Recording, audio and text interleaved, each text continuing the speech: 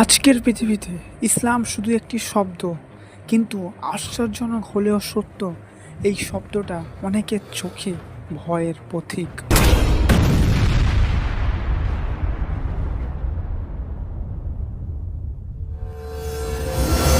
সংবাদে যখন ইসলাম শোনা যায়, তার সাথে জুড়ে দেওয়া হয় সন্ত্রাস, যুদ্ধ, বিভ্রান্তি। ফলে অজান্তেই জন্ম নেয় এক অদ্ভুত ঘৃণা। থামুন এক মুহূর্তের জন্য।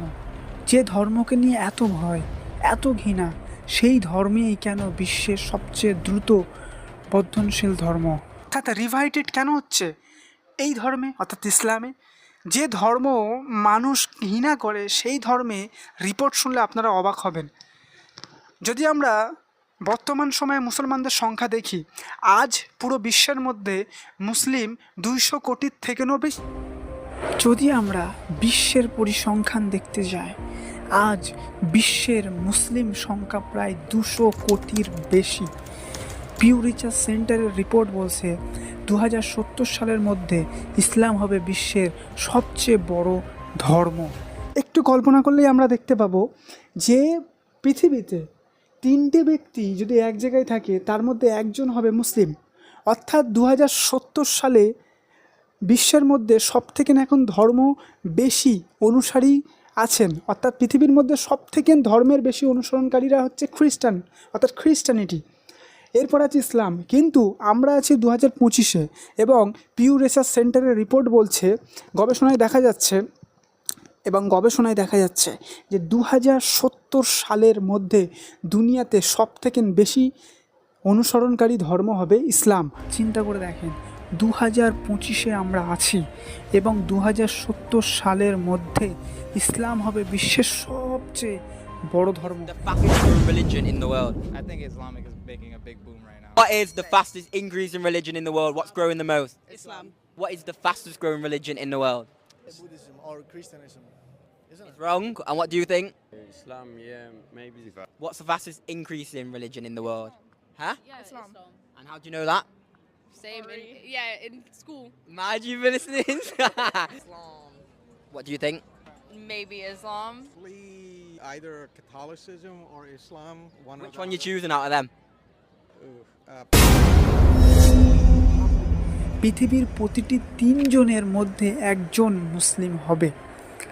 এটা শুধু সংখ্যা নয়, এটা এমন এক পরিবর্তনের গল্প যা আমাদের ধারণা, ভয় এবং ব্যস্ততার সীমাকে চ্যালেঞ্জ করে।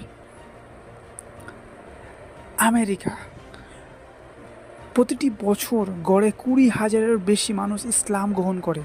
আর সবচেয়ে আশ্চর্যজনক হচ্ছে যে এই 20,000 মানুষের মধ্যে 16% হচ্ছে নারী। এবং আরও একটা তথ্য জানলে আপনি চমকে যাবেন, এই 60% যে নারী ইসলাম গ্রহণ করে আমেরিকার মধ্যে 20,000-এর মধ্যে, এবং তাদের মধ্যে বেশিরভাগই সাদা আমেরিকান। এখন সাদা আমেরিকান মানে কি? এমন সব মুসলিম আমেরিকায় প্রতি বছর 20,000 ইসলাম গ্রহণ করে, যাদের আগে ফ্যামিলিতে কেউ মুসলিম ছিল না, তারা নতুন রিভাইটেড। এবারে তো মনে প্রশ্ন জাগতে পারে, তাই না? এখন প্রশ্ন হলো, কেন একজন নারী যিনি স্বাধীনতা, শিক্ষা ও ক্যারিয়ারের শীর্ষে, তিনি ইসলাম গ্রহণ করবেন? উত্তর লুকিয়ে আছে ইসলামের শান্তি, মর্যাদা ও উদ্দেশ্যের মধ্যে। আমরা জানি রাশিয়ার কি অবস্থা। রাশিয়ার রিপোর্ট যদি আমরা দেখি, রাশিয়ার মুসলিম সংখ্যা প্রায় 14 থেকে 23 মিলিয়ন। প্রতি বছর ইসলাম গ্রহণকারীর সংখ্যা বাড়ছে। বর্তমান সময়ে যেটা সবথেকে টেকনোলজিতে উচ্চমানের দেশ আমরা জানি জাপান, যেটাকে বলা হয় এখন 2050 সালে তারা বসবাস করছে। এই জাপানে এক সময় এখানে মুসলিম সংখ্যা ছিল নগ্ন। 2019 সালের রিপোর্ট বলছে শত শত জাপানি প্রতি বছর ইসলাম গ্রহণ করছেন, কারণ তারা খুঁজছেন অর্থপ্রদক জীবন, এবং কোরআনে তারা পাচ্ছেন সমস্ত প্রশ্নের উত্তর। কেন ইসলাম ছড়াচ্ছে? যখন মানুষ ইসলামকে ভয় করে বা ঘৃণা করে, তখন তাদের মনে জন্ম নেয় আসলে হোয়াট ইজ দ্য ইসলাম। তাদের মনে জন্ম নেয় এক প্রশ্ন, আসলে ইসলাম কি? তারা খুলে পড়ে কোরআন এবং তখন আবিষ্কার করে এখানে আছে শান্তি, নিয়ম ও জীবনের উদ্দেশ্য। 1 মিনিট, ভারতবর্ষে কলকাতার মধ্যে একজন ব্যক্তি ইসলাম গ্রহণ করেছিলেন। তিনি খুবই একজন ডিগ্রিমান এবং খুবই জ্ঞানী ব্যক্তি। তো আমি পেপারে যতদূর পড়েছিলাম 2012 সালে সম্ভবত, যে তিনি মুসলিমদেরকে ঘৃণা করত এবং তাদেরকে বিভিন্ন রকমের ধোঁকাবাজ, সন্ত্রাস ইত্যাদি নামে চিনত। বাস তিনি কোরআন খুলে দেখলেন এবং তিনি বুঝতে পারলেন যে যেগুলো ছড়ানো হয় মুসলিমদের নামে সব কিছুই আসলে মিথ্যা, কেবল সত্য থেকে দূরে রাখার জন্য, এবং তিনি ইসলাম গ্রহণ করলেন। যত ঘৃণা বাড়ে ইসলাম তত ছড়ায়, যত নেতিবাচক প্রচারণা হয় সত্য কখনো চাপা দেওয়া যায় না। আপনাকে বলি, ক্যাট সেভেন্স নাম শুনেছেন?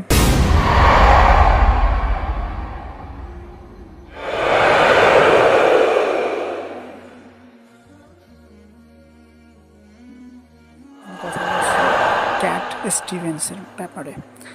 আপনি কি জানেন লন্ডনের এই মাটিতেই জন্ম এক বিখ্যাত গায়ক, শুধু বিখ্যাত বললে হবে না, বিশ্ববিখ্যাত ক্যাট স্টিভেন্স, যিনি একদিন সঙ্গীতের জগৎ কাঁপিয়েছিলেন, কিন্তু তার আত্মা খুঁজছিল শান্তি। যিনি মানুষকে নিজের গানের জন্য খুশি করত, শান্তি দিত, সেই ব্যক্তির অন্তরে শান্তি ছিল না কি? যদি থেকেই থাকতো তাহলে কেন তিনি খুঁজছিলেন শান্তি? অবশেষে কোরআনের পৃষ্ঠায় তিনি খুঁজে পেলেন উত্তর এবং তিনি মানুষকে একটা মেসেজ দিলেন। মেসেজটা হলো, তিনি বলেছিলেন, কোনো মানুষ নিখুঁত নয়, কিন্তু ইসলাম নিখুঁত। এরপরে আমরা যদি দেখি একজন লিজেন্ড, আপনি কি মোহাম্মদ আলীকে চেনেন?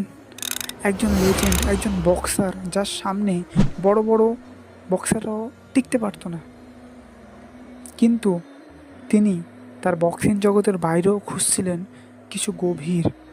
ইসলাম গ্রহণের পর তিনি বলেছিলেন, যা ইম্পর্ট্যান্ট একটি মেসেজ, আপনি জানলে চমকে উঠবেন। তিনি বলেছিলেন, যদি আমি মুসলিম না হতাম আমি আজকের মোহাম্মদ আলী হতাম না। কথাটার মধ্যে কিছু গভীর রহস্য আছে, যেটা আপনারা গবেষণা করলে পাবেন। ডেভ চ্যাম্পেল, ইনি আমেরিকার এত বড় কমেডিয়ান,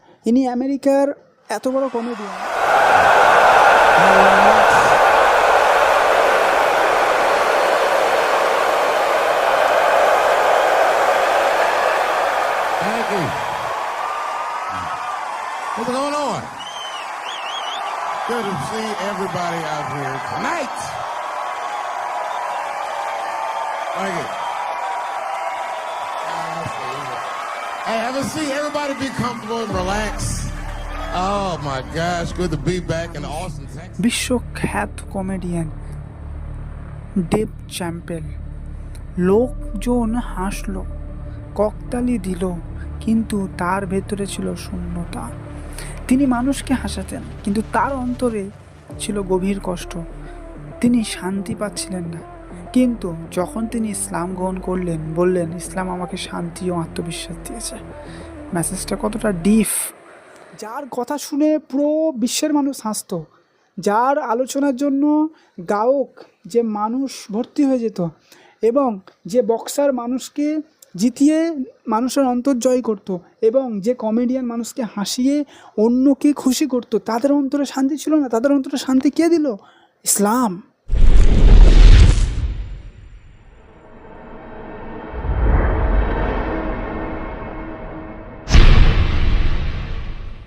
এরকম আরও হাজার হাজার মানুষ রয়েছে যাদের উদাহরণ দেওয়া যেতে পারে, কিন্তু এগুলো শুধুমাত্র ফেমাস ব্যক্তি। এরকম হাজার হাজার ফেমাস ব্যক্তি রয়েছে, তাহলে ভাবুন সাধারণ মানুষ কত রয়েছে। তাদের গল্প শুধু ব্যক্তিগত নয়, এটা প্রমাণ।